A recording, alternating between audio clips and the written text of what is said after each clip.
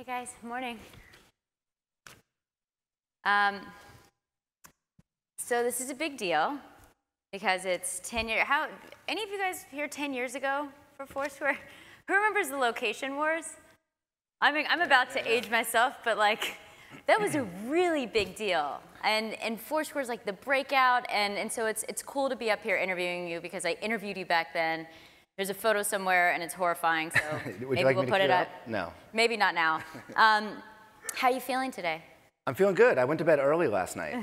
And yeah, I mean, we were walking around trying to figure out what was going on. We were doing a little hyper-trending demo. I don't know if everyone got a chance to play with that. And then I think we're going to give it another shot tonight, but I feel pretty good. Very cool. By the way, thank you all for coming out. It's super early in South by Southwest terms. So it's commitment. It's cool to have a full room here, yeah. So a lot has happened since then. That was 2010. It was a very long time ago. 100 years ago. Foursquare versus Gowalla. There was some Looped, I remember. I'm speaking old school tech now. That was Foursquare then. What is Foursquare now? Yeah, great question. So, you know, a lot has changed in 10 years or so. Like, we always talk about ourselves now as, you know, a trusted, independent platform for location technology. And so, you know, if you go back 10 years ago, what we had built was a consumer app, right, that allowed people to check in. We built some game mechanics on top of it. We built a city guide on top of it. And, you know, I think what we didn't realize that we were making at the time was this machine, the app, became this machine that helped us crowdsource the world, right? Now the database has 105 million places in it.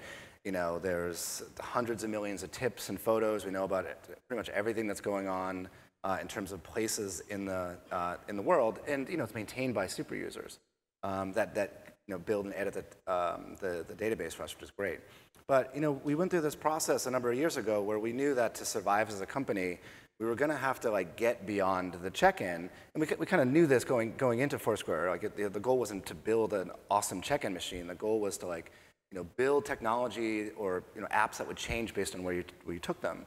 We knew we'd at some point have to invent this way to like, you know, check in without having to press a button, just to understand where phones were going. And we spent, you know, we've been doing the company for about 10 years, and we spent the middle like, you know, 3, 4, 5, 6 years making that happen, just trying to invent that technology and just trying to prove that it would work. And now that it does, like, we're building the company, right? So we've got this location platform of all the places that we understand in the world, this technology that you know, can understand as places move in and out of, phones move in and out of places. We can license the data, we can license the technology, we can build analytics on top of it, we can build advertising and enterprise products on top of it, and then we can build, you know, interesting like little demos like the Hypertraining stuff. It's a big change, and I should also mention, you guys we're gonna have 15 minutes at the end to ask questions, so you go to slido.com and the code is South by Southwest, room H, and you can submit questions for him at the end. But that's, what does it say? That's like a very big shift from what Foursquare was, which was, if anyone was here like a decade ago, like, I mean, and watched the company grow up, it was this cool social media, it was mayorships and badges, and now it's like a full-on tech platform that has a ton of data. And your role changed too, right? Yeah, I was a CEO for 7 years, and then around the time that I think we started to understand, hey, this is not going to be a, you know, a business that's based off of the consumer apps selling ads in those apps. Once we had the realization that it was going to be more of an enterprise, like SaaS model, data-driven business, I went through the process of trying to replace myself, which is, you know, I brought in a new COO, Jeff Glick, who became our CEO about a year after that, or maybe a little bit more than that. And then Jeff has done a great job helping transition the company from its consumer roots into what it is now as a, you know, this trusted independent platform, location technology platform. And translate, so that, really quick, what does that mean? That means, so Snapchat filters you if you tagged Foursquare, like what exactly, how does that play out? So it's now kind of a... Yeah, so like when you have the base map of the world, like that turns out it's a really good asset. Like, of course, like, you know, Google has a map of the world, and Facebook has a map of the world, and Apple has a map of the world, but that's kind of it, right? And there's a lot of companies that don't want to work with Google or Apple or Facebook because, you know, those companies are trying to put these other companies out of business. And so people are always looking for, well, we need a really great location data provider, technology provider, but not one of the big three. So when we talk about being like this independent player, like we get to be this company that helps, Twitter, Snapchat, Uber, Samsung, like whatever these companies are, and there's a huge list of them. We can help them power their apps, power their services, power their technology with the pieces that we've built. And so why you and not them? These are extraordinarily large platforms.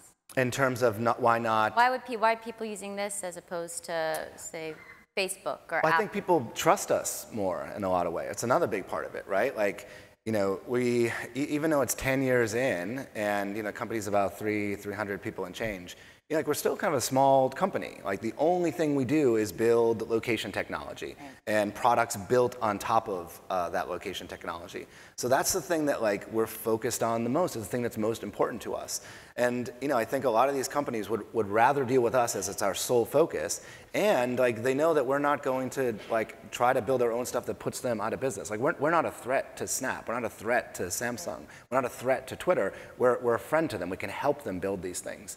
And that's why we've become this like trusted partner to all these folks, which allows us to flex what we can do from the data perspective and the technology perspective. What a fascinating time to be building a location tracking company. I mean, the current narrative around technology is, a lot of folks have lost trust over the last couple of years, and we wonder what's happening to our data. So you guys collect an extraordinary amount of data.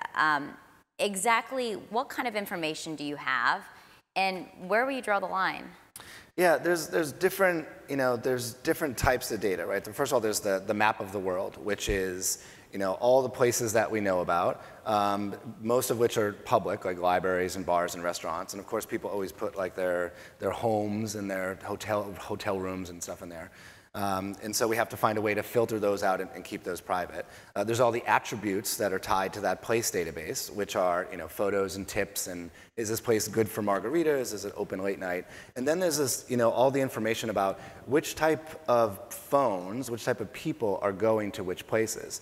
Now, we started off with everything being super explicit, like we would never know unless you hit the check-in button, and that's like a nice, easy model for people to understand.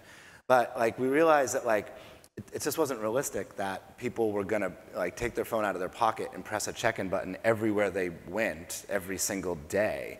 And that doesn't mean that like they don't want to, don't want services that are tailored based on where they've been. It just means like pressing a check-in button is a pain in the ass. And so what can we do to fix that? So that's when we started building this engine, which we call Pilgrim, that helps us understand when a device is entered and left a place.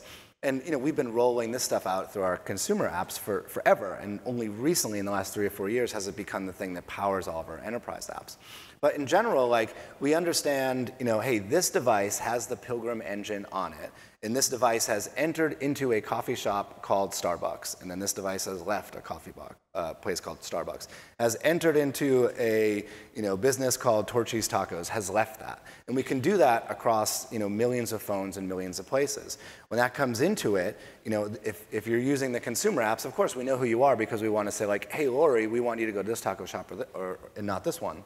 But for most cases, it's anonymized and then aggregated so that we can look like at the city as a whole, at a category like Mexican restaurants as a whole, and say like, well, how many people are going to these places? Have more people been here today versus yesterday? Have more people been to this J. Crew or that one? Have more people been to this Gap or this J. Crew?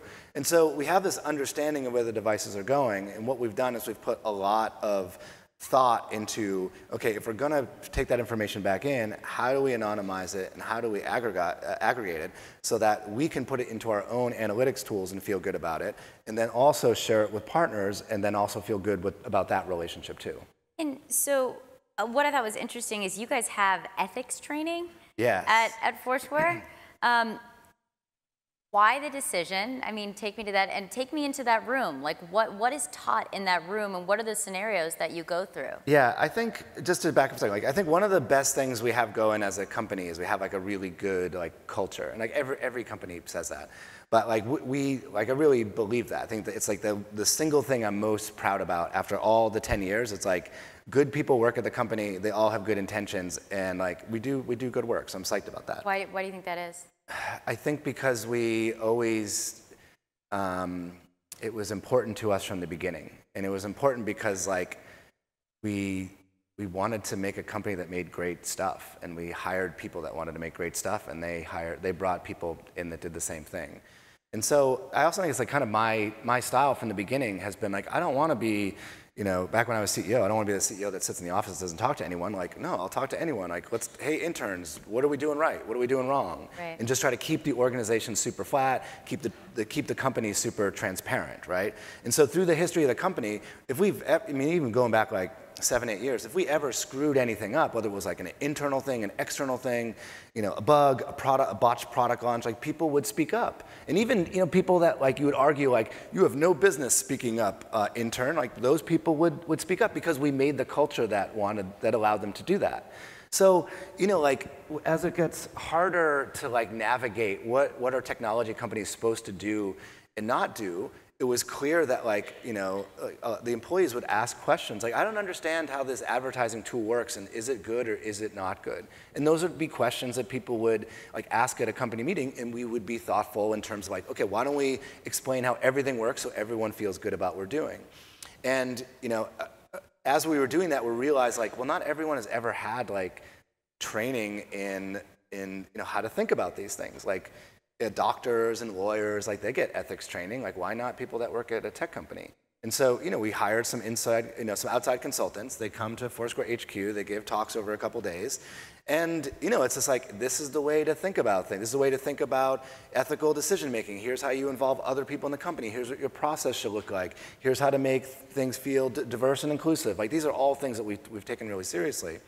And then, you have to build some infrastructure so that if people see things that they don't like at the company, that they can like bubble it up. So we have like an ethics committee, right? There's a committee of, I think it's like 10 or 12 people, and it meets, once a month, once every other month or so. And sometimes there's a lot to talk about, and sometimes there's not a lot to talk about, but like people will bubble up issues in the Slack room. It gets ethics Slack room. And it's like, it goes over to the ethics committee, we discuss it, and then we figure out how to like communicate and get everyone on the same page about things. What's an issue that came up? Take us into the ethics Slack room, the Slack channel at Foursquare. What's something that came up? I'll tell you the very,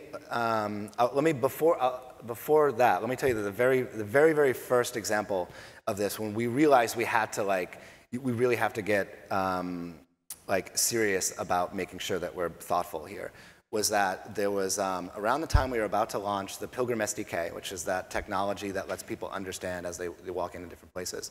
We were about to launch this SDK that would allow other developers to use it. We were talking to reporters, and we were kind of vetting it internally. And this topic came up of like, hey, President Trump wants to do, he's talking about doing a Muslim ban, and a Muslim registry. And it was like, we had this, and I remember reading the article in like the New Yorker or something, and having this moment internally of like, have we ever built anything that would allow someone to build something like that? And we need to do like an audit of everything that we've ever made available to developers to make sure that we prevent those types of things. And so, we started digging in to make sure, like, because we have thousands of categories for places around the world, including things like emergency rooms and spiritual centers and such and such. We wanted to make sure that we didn't make technology available to people that they could misuse. And so we started digging through the code base, and thankfully we had found that like an engineer here had put in a list of like hidden categories. An engineer over here had done it for a different product. And so I was like, oh, this is good. Like we've created this like thoughtful kind of environment internally with the culture.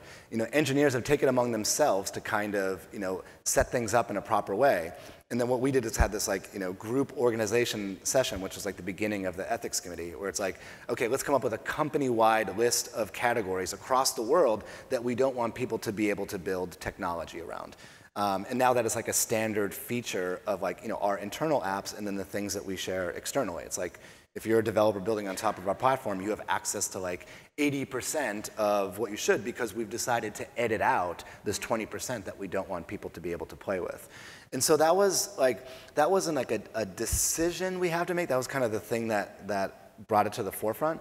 But there's been, we did, there was an issue about like, should we allow a certain fast food company to be able to target ads at people that had been to cannabis dispensaries. And it was like, okay, well, let's deconstruct that. Well, I mean, you have to go look at the law. First of all, is it legal? Right. Like, in what areas is it legal and is it not? Is it ethical? Do we feel okay about it? Does everyone in the room think this is okay or not? And we eventually decided, like, okay, we'll put some limitations and make sure that we're following the laws of the land, of the U.S., right, in terms of, not being able to show the ads in places where it's illegal. But we eventually decided just to allow it, to treat it like any other category and in areas of the country where it was legal. But that's like, it sounds obvious when I say it in hindsight, but like it was an issue that was brought to us through one of the sales folks. Like, I don't know the answer to this question, and so it's like, instead of just asking a coworker who may or may not know the answer, like they push it to the ethics committee. And the ethics committee does the research, and then we discuss as an ethics committee, as the executive team, like, okay, what's the company's policy on this thing? It's like, it's a small example, but it's like, those things happen all the time, and it's important that the company has the infrastructure to deal with that stuff, well, to deal with someone raising their hand. But what we're learning as consumers is that we're just learning about this when they happen after the fact, and the media covers it. So it's a very specific time. So what other tech companies should have ethics committees? Like all of them. What's your number one? What's the number one tech company you think should have? I don't want to talk trash about people, but sometimes I am a consumer of all these. Yeah, but I'm a consumer of all the same services that you are, and some of these problems seem solvable, right? As long as you took a hard line where it's like, hey, if people are going to be jerks, we're going to kick them off the platform, and we're going to keep a watchful eye over the way that we sell, create, distribute ads to third parties. Okay, so is that what? No. Okay, all right, it's okay. We'll get there. We'll come back to that. Yeah, no, we're going to come back to that. And so, just really quick, I mean, are there sensitive areas that you won't collect user data? Are there certain places that maybe I realize I'm opting in kind of with having Foursquare, but I don't want Foursquare to know if I'm at a medical facility or something like that? Are there certain? Yeah, I can't remember how many categories are on the list of hidden categories, but one of them was emergency room. Should emergency room be something that you allow people to identify as an ad segment or a targetable thing, right? And so we had a discussion around that. Then there's things like just to name a couple of things, the divorce lawyer's office, no, put that in hidden categories. A chemotherapy center, some of these are very, very easy decisions. No, just put that stuff away. No one ever needs to be able to use that for things that they're building. I just saw Steve Wozniak just called Foursquare an ethical tech platform. He said they've been offered millions of dollars for their data on the users, and they've turned it down because it was unethical. Give us a sense, what have you turned down? I think, a lot of advertising opportunities in general are about finding these very specific groups of people that have done this thing and making sure to get a message in front of them.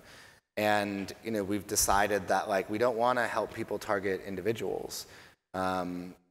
It's there's other opportunities that are more interesting to us. So we have a lot of advertising technology. We build a lot of advertising products and attribution products, and we have segments. It's something like 450 segments, but they're segments of mom and college beer drinkers and kind of these larger kind of not generic but generic but tailored categories. And so there's always requests for hey, Foursquare, could you just give me all of your data, and then we'll ingest it, and then we'll figure out what to do with it. And we're like, no, why would we do that? We don't want to do that. The most important thing as a company is that people trust us, right? And not just the people that use the apps, but the people that use the apps that our technology is baked into. And so if there's any moment across the line where we do something crappy or disrespectful or sketchy, then that reflects poorly on a company. I think we're all pretty aware that if you do those types of things, users will call you out for them, employees will call you out for them. And so we have the benefit of following some of these other larger companies as they have stumbled through this, and we can watch the lessons that Twitter and Facebook and others struggle with and be let's just do the opposite of what they are doing, and let's make sure that we avoid those types of situations. What did you learn from Facebook's missteps? We have 37 minutes left. I think the biggest thing is transparency. Right. Okay, and remember, like, I don't want to be like unfair. Facebook is it's a huge company with, you know, thousands and thousands of employees spread around the world, and, you know, have a tremendous amount of respect for like what they've done and how they've been able to grow the company in the way that they have.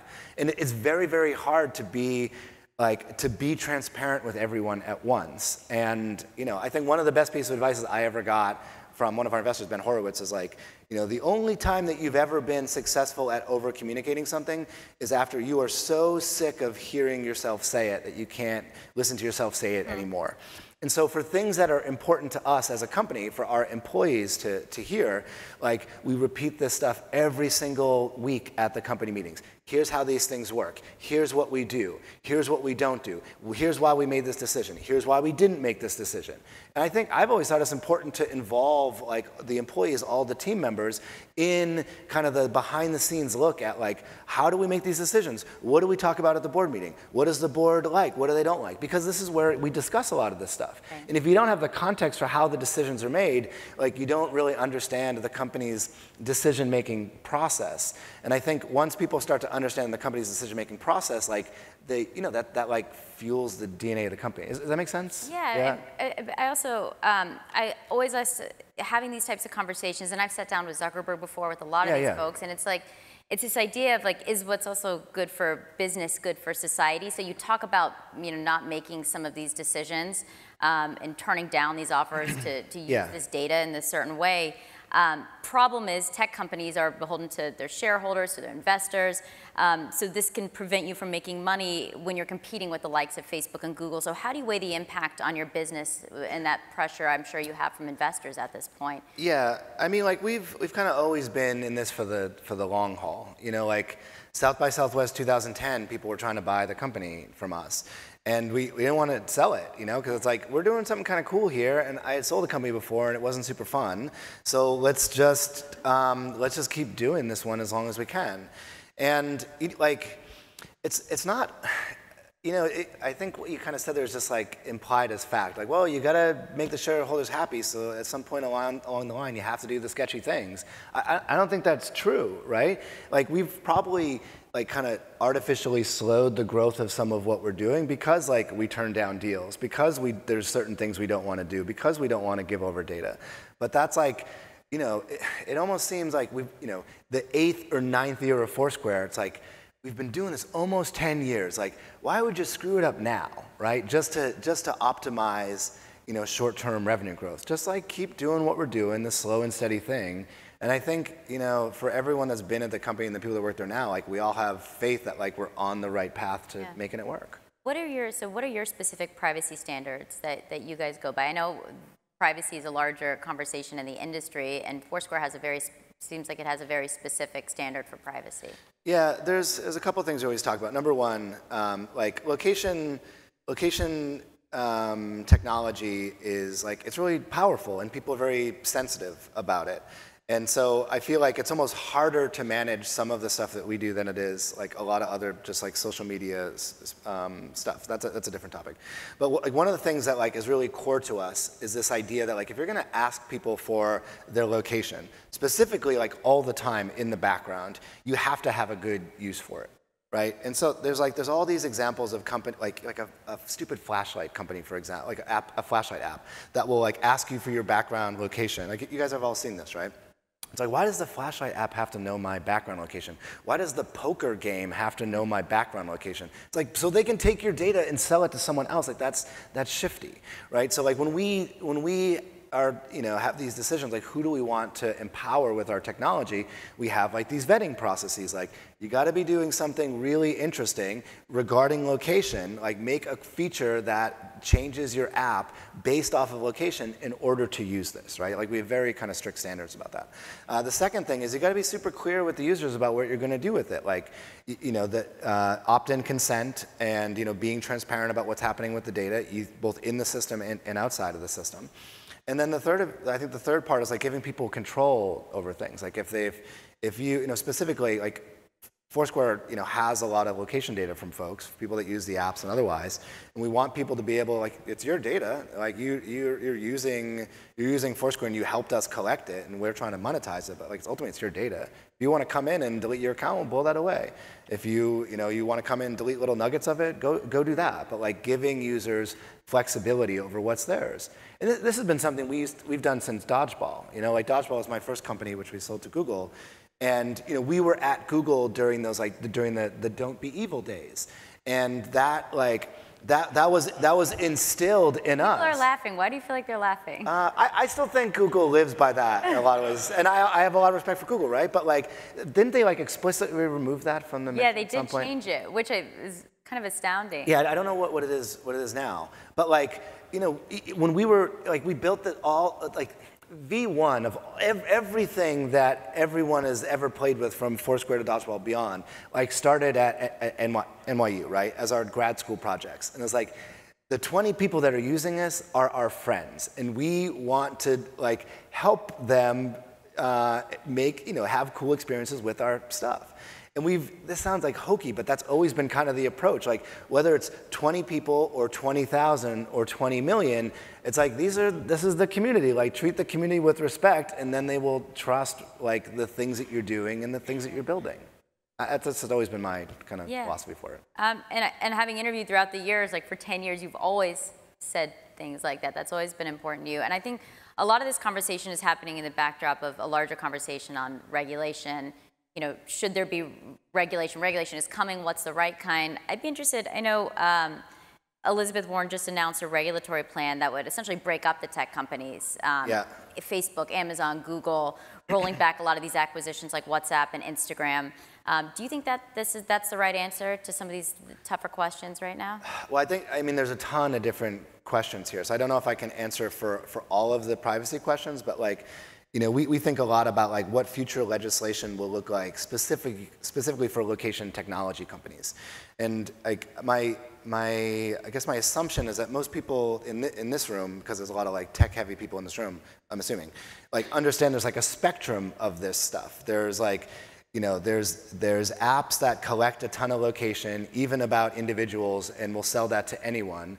And they're probably companies you've never heard of before. And they're designed to, that you never hear of them.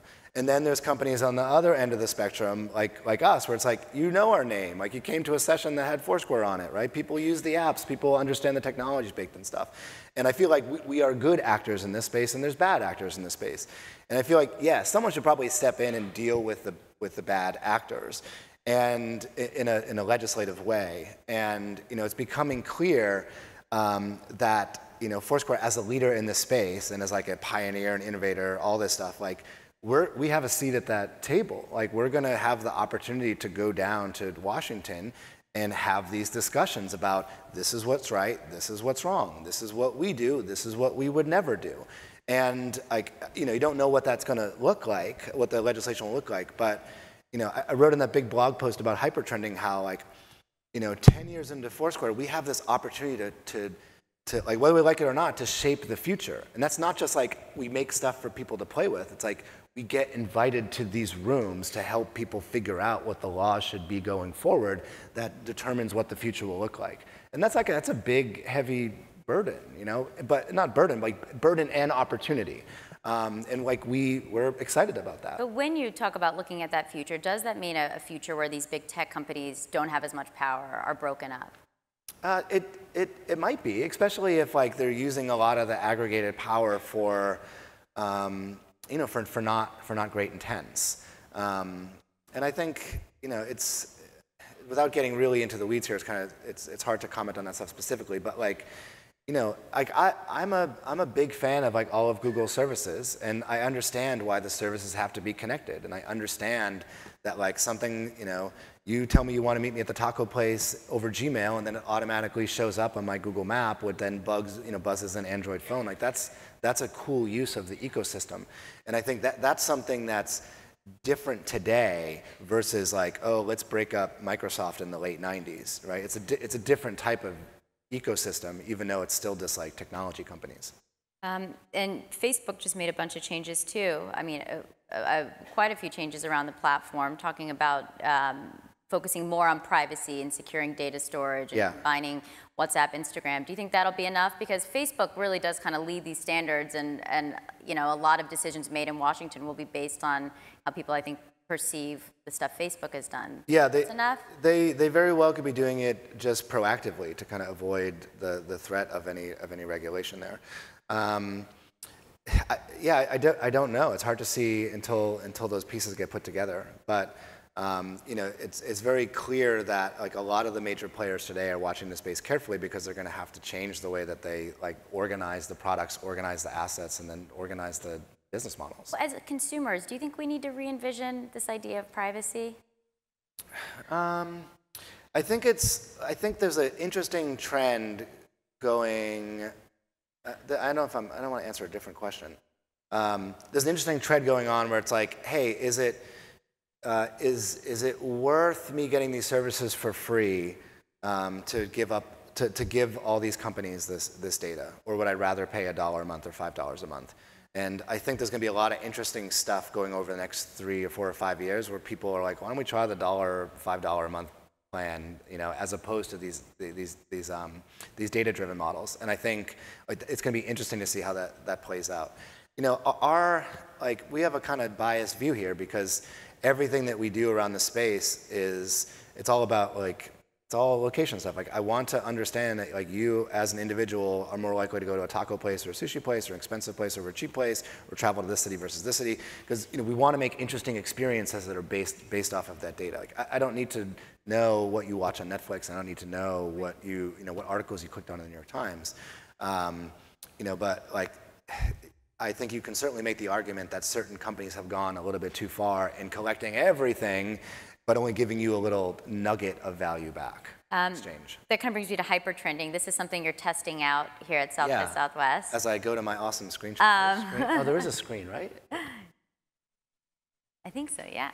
There it is. Hypertrending is very interesting. Can you explain what it is and why you decided to test? You're being kind of provocative and trying to test it out here at South by Southwest. Yeah, I'm super interested and excited about this. First of all, has anyone played with this hypertraining thing? If you have the Foursquare app or the Swarm app and you open it up in Austin and you shake your phone, you get a view that looks like this. That's on the screen, right? Yeah, okay. In this right here is a view of all of the phones that Foursquare has an understanding of at this moment in time, right? If you move the map, it gives you a look at the city in that moment of time, right? So this is a real-time look at all the data that we have about Austin. And when I say data, I mean aggregated counts of people at specific places. This thing doesn't know if it's you or me. It doesn't know male or female. It has an understanding of like, are there 1,000 people here or 50 people here? But it doesn't disclose that in here. And part of what we want to do, like as you know, we talked a lot about transparency and trust, and like, you know, I feel like I've been on this stage at South by Southwest before, talking about like Foursquare does all these awesome magic tricks with data, right? And I feel like this is the magician showing the secrets. You know, it's like, this is what it looks like under the hood for us. This is the amount of data that we have. These are some of the interesting things that we can do with it. This is a couple other hypertraining screenshots where, again, you go into the app, you shake your phone, and it gives you a list of the top 100 places in Austin ranked based on how many people are at those places right now, how many phones are at those places. And if you refresh this, like it changes. If 5 people walked out of the place and walked into the place next door, that place moves on the list. This is interesting to us because like I've never seen anyone make something like this. And this isn't normally what consumers see. We've never made something like this for consumers. We've had, you know, like we've made stuff like how do you go forward on this thing? We've made stuff like this, right? Which is, you know, this is an old Foursquare data visualization of like, look at how people move through the city. You know, back in 2015, billions of check-ins, blah, blah, blah. But this is like, you look at a month's worth of data and you turn it into a data visualization, which is, you know, that's hard technically, but that's old school. This is like real time, right? And so we weren't sure how people were going to feel about this. Like, even though, you know, it doesn't say, you know, Lori or Dennis on the map, and it doesn't say anything about where your friends are or anything about these people, like, how does this make people feel to know that you are an anonymous dot on a map without knowing that you might be on that map. We could ask, like, what's the fine line between creepy and cool? How many people think it's creepy? How many people think it's cool? Creepy? Okay. Cool? Okay. No opinion. No opinion. All right, now you have to close your eyes. You know. Yeah, I'm creepy? fine. Any other hands? Okay, still same. I mean, listen, like the reason we started all this stuff, like if you talk to me as an NYU student, it was like, someday someone will make something like this and it's going to change the way that people experience cities. And then it's like, you know, the interesting irony of it all is like 15 years, like we're the company that does it, which is cool. But then once you have the ability to make it, you know, it's like the Spider-Man quote, great power comes great responsibility. What are we going to do with this? Do we turn this into a consumer-facing thing that people can play with? Is it too sensitive and we need to hide it? Is like, you know, this is, like, to be clear with everyone here, like, if you're an advertiser on Foursquare, if you use our analytics products, you basically see stuff that can look like this. Yeah. Where do people in aggregate go? Anonymize in aggregate. What are they doing? Where did they go last month? Where did they go next month? Like huge groups of people. You know, my hope and thought and kind of my intent is to be able to show people, like, this is what a lot of these a lot of companies that play in advertising and analytics can do. But like, let's give this data back to people so they can do something with it. And this is just like one expression, right? Like when I say expression, it's like we've built this tool, and Foursquare is the one lucky, not even Foursquare, but my R&D team, Foursquare Labs, is the one lucky client that gets to play with this private data set.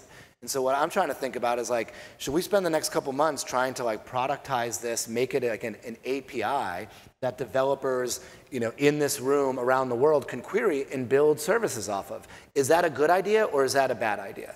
And like this, launching this here and having this discussion is part of us learning. What do y'all think? Like, where are we? What's our own self-awareness versus like your own opinion? I mean, it's just this idea that we should participate more in this conversation about our future. But you've talked a little bit about augmented reality, and you're kind of playing around in this lab, like trying to find different use cases. So what is the ultimate? I mean, where could this go? I mean, what do you see this becoming, or the ultimate vision for what Foursquare is? Man, there are so many different ways to answer that, because like, right, at this moment in time, 2019, right? We're like location technology platform, right? And so depending on, you know, the audience of the room, like we build cool stuff for, you know, for brands and advertisers. It'd be cool stuff for marketers, for analytics, for developers, for ourselves, for users, for labs. Like there's almost like 6 or 7 different audiences that the company gets to play with, which is really interesting.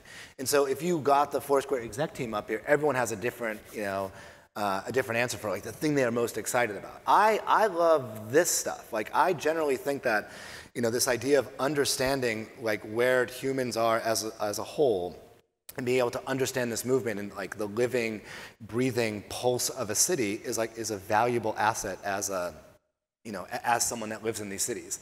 I don't think this product, Hypertraining, is particularly useful. I think if we made it so you could use this in Seattle or like in Brooklyn, like I don't think it's not a hit product because it's just not super useful.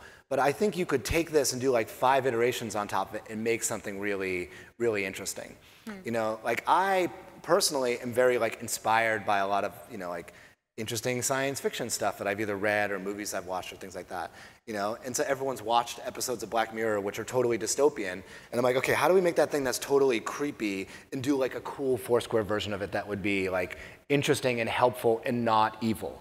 You know, like one of my favorite movies is like, you know, the Scarlett Johansson movie, Her, yeah, right? Where like she whispers in your ear. It's like, why don't we make a bot like that that can tell you about interesting stuff as you're walking around the city?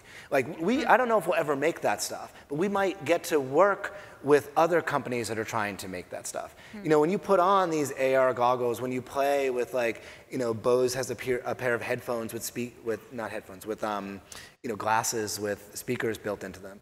And you know, as you think about like, you know, as the next version of the AirPods, is that what they're called? The little yeah. As they get smaller and more ubiquitous, like what are people going to be doing, right, with that stuff? How's that going to change the way that we experience, like what's in this room and what's outside those doors? And like, you know, the thing that's exciting is like this is a peek at the data layer that you need to make the cool stuff for those platforms. And whether we make them or whether we help someone else make them, like, we're going to have our hand in that. And that's like the ultimate achievement for a company that's has been trying to do this for 10 years. I just got really about that. No, listen, because I've been hearing you talk for a very long time, I found my notebook from I'm a hoarder, so I just keep everything. And I found my notebook from one of our many interviews throughout the years, and I can still kind of read my handwriting. So I was gonna kind of finish with some questions I asked you. I wrote down, first of all, I wrote down ups and downs, perseverance, Facebook tries to kill you. So. Wait, you wrote that today? You wrote that 10 years ago? No, that was the same thing, right? That was like, I think that was like in the middle. It's like Groundhog's Day, but over 10 years. Yeah. But if there is, interviewing many entrepreneurs throughout the year, if there is one word I could give you, it'd be perseverance. I mean, you are one of the most resilient and perseverant entrepreneurs I know. Thank you, that's a great compliment. Well, so I would ask, because I'm sure there are a lot of entrepreneurs in the audience, the journey isn't easy. So could you take us to one of these moments? Now that we're on a couch and we only have a couple minutes left, take us to one of these moments that was just particularly hard and low, and how did you pull out of it? Because I know the company's been through ups and downs. I know you've had a rich history of selling and being obsessed with this. I know there's 1,000 of these moments over the course of the company's history. I think one of the reasons the company is awesome is because in the early days we hired all our friends. And it's just these are our friends. We all want to make something like this someday. It's 9, 10 years ago. And you just have the best people that you know in the room helping you solve the hardest problems you can think of. Now, the thing that sucks is that your friends aren't going to work with you forever. And sometimes they leave, and sometimes you have to let them leave, and sometimes you have to open the door for them to leave. And it's really hard. I almost got choked up just talking about that. That is so hard to do, to build this thing with a family, and then people go on and do their own things, and you have to be comfortable with it. The executive team that the team that makes the decisions, it's a different group of people than it was 3 years ago. It's a different group of people than it was 3 years before that, which is a different group of people than we started. And it's someone made a joke yesterday, which I'm going to mess up, where it's startups are this zombie world where you, the founder, are the one that never dies, right? Everyone just keeps cycling. There's new people all the time, and you're just the one that's I'm just here forever, which is it's cool, but it's super hard. That's been the hardest thing, and try to maintain a lot of those personal relationships with people just over time, and most of them have been really good, and that's been super rewarding for me personally. But even emotional. Yeah, that's people. I mean, people stuff is just hard for me in general. Everything else, it's operational or tactical. Just go read a book, right? Read Ben Horowitz's book, Hard Thing About Hard Things. It tells you how to solve the problems. But when you have to sit with your friends and be hey, we gotta make some changes here. That's super hard. Yeah. Cool. And afterwards, people should get advice on doing that. But I want to make sure we get to questions.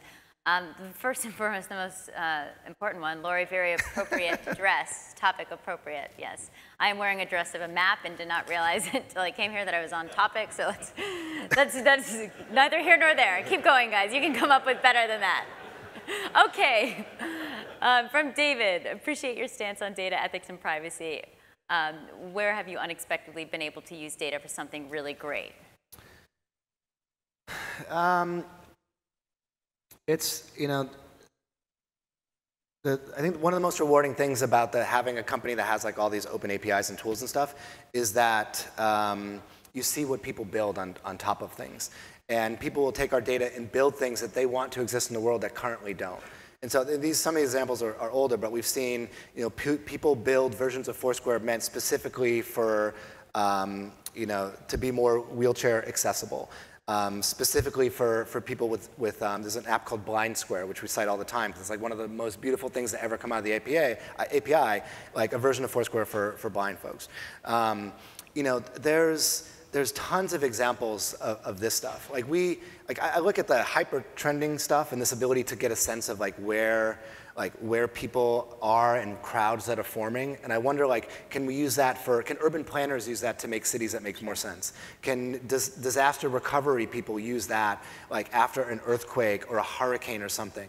You know, that map I showed you is fun for running to the next party, but like maybe that map is really useful for trying to dig people out of an earthquake, right? Let's see. Yeah. Maybe that's how we can use some of the stuff. Some of that is unknown still. That's interesting. Okay. As you think about the U.S. privacy landscape and regulations like CCPA, how does that change how you think about the future of Foursquare? Yeah, I think some of the regulations are in place to prevent a lot of the bad actors. So like obviously everything is applicable to us, but we look at this stuff being like, you know, a lot of stuff we already do, like GDPR, for example. You know, like we make those changes for, you know, to comply with that outside the U.S., but then you bring them to the U.S. because why not? They're good. Everyone should have access to those types of things. Yeah. And so generally we think of this stuff as like it's pushing things in the right direction, and you know maybe there's things on top of it that we can do to continue to push it. Great. Okay, the next one is hypertraining is interesting, but in a world so volatile, how would you feel if this was used to target an event for a bad reason? So like shooting. I think that's a really interesting question. Like, what is the unintended consequence of this? Exactly, yeah. If hypertraining is a view of where critical mass of people are, like we can use that for good, like, oh, let's go to this party, or we can use it, like people could use it for evil, right? It's one of the things it's one of the things we certainly have to think about, and it's one of the things that like I like to get people's opinions on. You could say the same thing about like, you know, anyone that's trying to aggregate real-time data, whether it's people like Twitter trying to do, hey, everyone's tweeting at MSG or, you know, snap maps or other things. Like, we're not the only technology that does it. But again, before we make it open to developers, we got to figure out what is the responsible thing to do and what's not. How do you figure that out, though? Is it just you guys in a room saying, okay, yes or no? I mean, a little bit. A little bit's like bringing developers in. It's like listening to pitches of what developers want to do.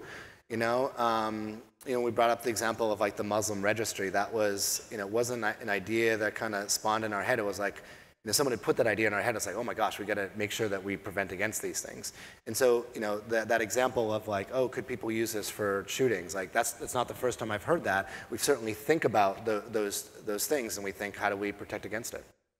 There's a lot of times that we don't have an easy answer. You say the data that lands in the hidden category gets put away. Are they deleted, and can you guarantee that these categories won't leak out in any way? Andy, that's a great question. Gosh, Andy, you should come find me later so I can give you a better answer about security, because I'm probably not the best person to answer that one.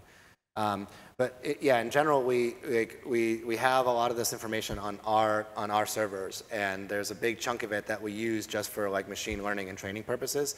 That I don't know off the top of my head what the time frame on throwing it away is, but like we certainly have a ton of protections in place to make sure that things that we deem as unacceptable to share never get shared with outside parties or outside developers. We have a very good track record of being able. But come talk to me after, and I'll see if I can get you some more specific answers. Can you talk more specifically about how you anonymize personal data on a technical level? On a technical level, you should talk to someone that is a more talented engineer. Max, again, come find me after this.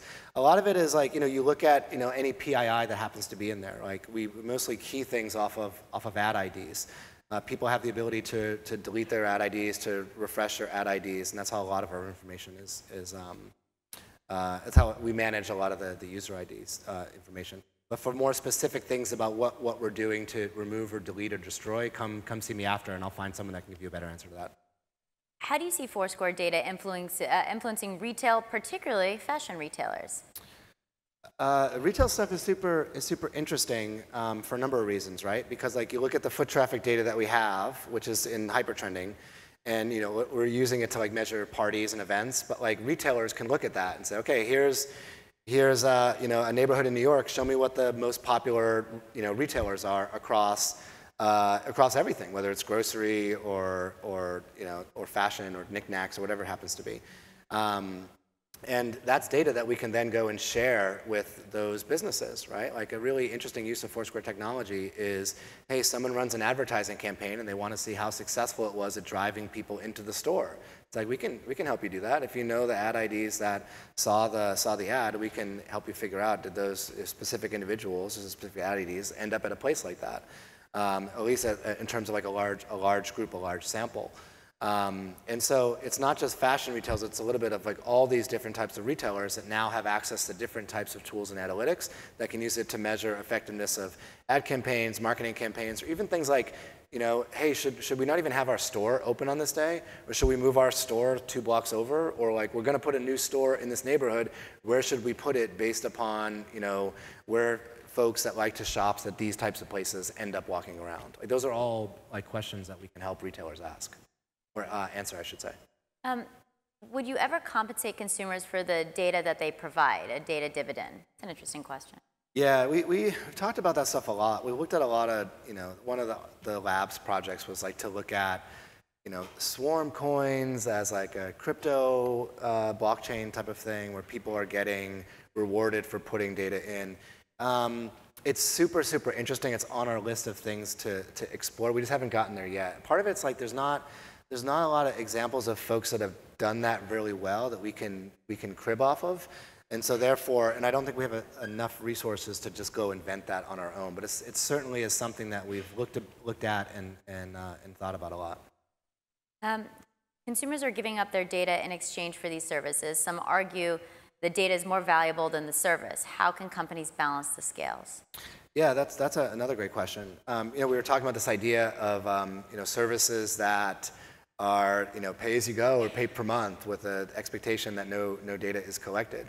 You know, like who's getting more value out of Facebook? Me using it for free, or Facebook if I pay them $1 a month or $5 a month, or maybe it's $12 a month. I don't know what the price is. I don't know if they would ever do that. Maybe the data is always more valuable. But I do think that I do think that as a lot of this starts to become more understood by consumers in general, that there'll be a move towards those types of those services, or at least experimentation in that space. I've been using Foursquare since the beginning. #superuser. Thank you. Thank you, Anonymous. Yeah, will I ever be able to do anything with my coins? This is. It's impossible to go 40 minutes on stage without answering this question. Yes. You know what? Like. But what? Yeah. Yes and no. Right? Okay. We could. It's so hard to do. It feels so unfair to make something that only works in the U.S. and doesn't work outside the U.S. It's so hard to make something that you could actually get a monetary reward, or like even like a vending machine that you put virtual swarm coins into, without people cheating their way to more swarm coins, which then screws up the data for us. You know, like we have a good ecosystem right now where people get digital candy, coins that are basically meaningless. Sorry. Well, there you go. But people continue to want to play in the ecosystem, and that is okay. Like I want to do this. I've wanted to do this forever. You know, if you going back to South by Southwest 2010, you will be able to trade your Foursquare points into Pepsi reward points, and then people cheat the hell out of it, and it's like, well, that didn't work. And then you spend all of your engineering resources, you know, policing against it.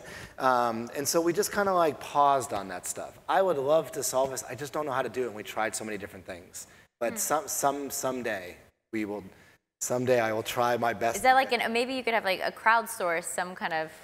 I know one of the lab's ideas was like, hey, why don't we just make some basic make like a Venmo for swarm coins, and then let people figure out what they want to do with them. Right. And it's like that. Then we don't have to build it. We don't have to invent it. We just enable it, which is kind of like classic Foursquare 2019. Like, just build a little bit of the enabling and let people go and do it. I think that's probably the best way to do it. Okay. Anonymous, I hope that answered your question. Oh, go ahead. Can I answer the middle one? Yeah. Am I allowed to pick? Yeah. Can you ask me the middle one? I think like they just put it up. Well, if I start reading it, they'll put it up. Do you audit your SDK developers' use of your data for any privacy and/or ethical misuses? have you needed to revoke any developer's license? Yeah, I wanted to answer this because I didn't get to mention as we were talking. This is a core part of what we do. Like, we're the gatekeepers, right? You can't just go to, you can't walk into Foursquare HQ or go on the website and be like, I'll just take the SDK, please. It's like, no. What are you going to do with it? Let me see what you're going to do with it. Show me that you're doing the thing that you did with it. Right? And there's people that watch this stuff, that vet it, that audit it, and we have these discussions all the time, like, oh, is this company actually doing the thing that they said they would do now that it's live? Like, we take this stuff super seriously because, like, this is the trust thing, right? If we screw it up, or if another company screws it up for us, like that screws us up. And like, I don't want to screw it up after 10 years of doing this. So like, we are at the point where we can finally do a lot of the stuff we dreamed about doing. Like, this is the moment not to screw it up. So we spend a lot of time trying to make sure we get that right. I just wanted to mention that. Yeah, how do you decide who has a position on the Ethics Council? How did we decide that? We really went to different parts of the company and we chose different leaders. Like, we asked people to raise their hand. We don't force people to be on it, but there's a diversity in terms of different groups of the company: engineering, sales, business development, legal, as well as like people from different like demographic backgrounds, different gender, age, right? So you just want a lot of different voices in the room. Like, we kind of crib from the fact that, like, we talked a lot about culture. Like, we have like a diversity and inclusion committee that is a separate thing from the ethics committee. And these are people that are committed to making Foursquare like an awesome, diverse work environment. Like, that's stuff that like we take super seriously. That's really important to us. And like, you take those folks and it's like, hey, which of you guys want to be on the ethics committee? And it's like, okay, come on over and you're part of it. And then we'll round out the group. Shouldn't there be like an industry-wide ethics committee? Like, it certainly seems like everyone's dealing with these questions and they're only getting more complicated. Yeah, I don't know if everyone does it for the right reasons. Like, you can do it as like a PR stunt. Like, this isn't The Bachelor and like doing it for the right reasons. This is like the future of tech and society, right? I know, but you've got to get people that are doing it for the right reasons. Yeah. Right? Maybe you can go and handpick companies that are doing it for the right reasons. Right. And so like, we have hard problems that like no one person in the company has answers to. So like, you basically crowdsourcing it to a group of people. This like justice league that is there to help you make the right decision.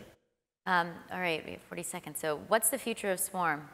So that's the last question, the future of Swarm. I'll but nothing's wrong with that question, Carol. Yeah, Swarm, like, nothing's wrong with that question because I love the Swarm app.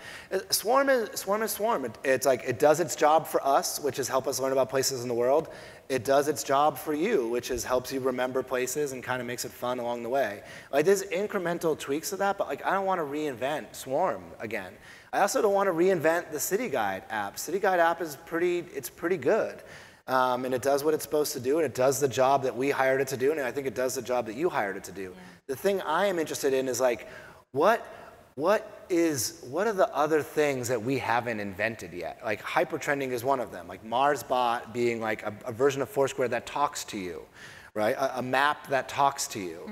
Like, what is an AR version of Foursquare? I want the limited resources that we have with Foursquare Lab to experiment with like what the future looks like. Because the intent of doing that is that, if we can show people what we think the future is like, then people in this room and in other parts of Austin and in other parts of the world will be like, I want to make a thing that's like Foursquare, and I'll use a piece of Foursquare technology to do it, and they'll go run off and make something else that's great.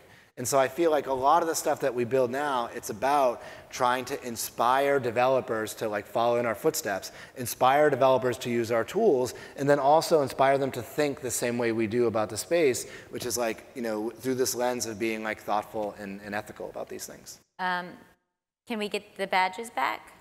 You have the badges back. You can go into Swarm and scroll. What is it? Scroll all the way down, and they sticker face emoji. I like that. Feli, come find me after. I'll show you a cool Easter egg. Great. And then I guess, what do you think about the EU data protection regulation for technology like yours, and how do you compare that to the U.S.? Yeah, and do it really quick. A tough question when you're 2 minutes over. It's clear that like a lot of these regulations are being put in place because there's a general mistrust of some of the larger technology companies. Yeah. And I think what happens is like when some companies are bad actors, there's a possibility that like they push big repercussions down to other companies, even ones that aren't bad actors.